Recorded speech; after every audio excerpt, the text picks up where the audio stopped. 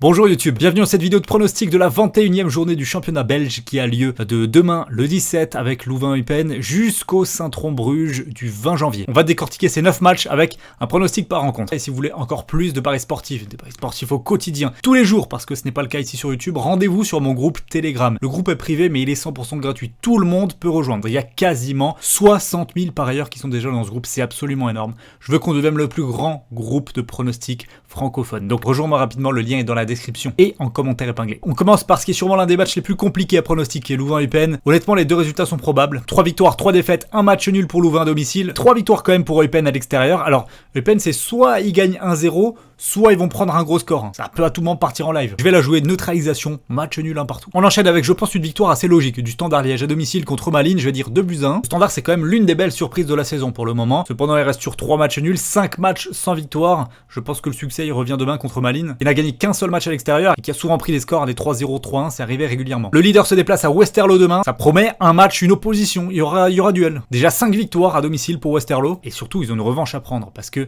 face à Genk au match aller, ils ont pris 6-1 à l'extérieur. Et ça, c'est le point qui va être déterminant dans mon analyse. Je pense pas qu'ils vont réussir à inverser la tendance. Victoire de Genk.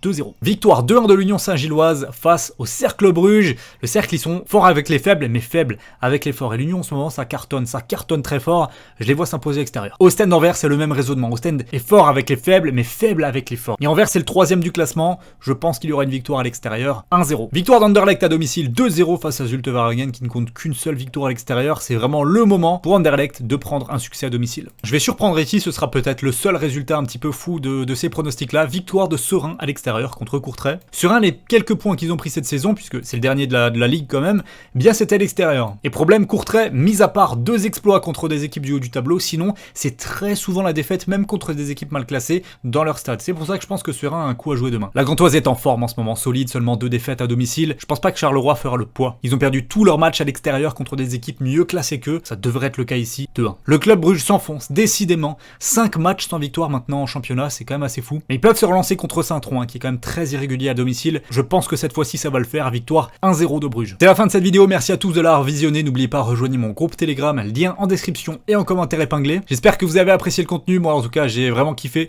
tourner cette vidéo sur la Belgique. N'hésitez pas à me dire dans les commentaires si vous souhaitez d'autres championnats, l'Angleterre, l'Espagne, l'Allemagne, la Turquie, bref, dites-moi ce que vous voulez dans les commentaires et je vous tourne ça pour le week-end. Très belle semaine à vous tous et à bientôt, ciao.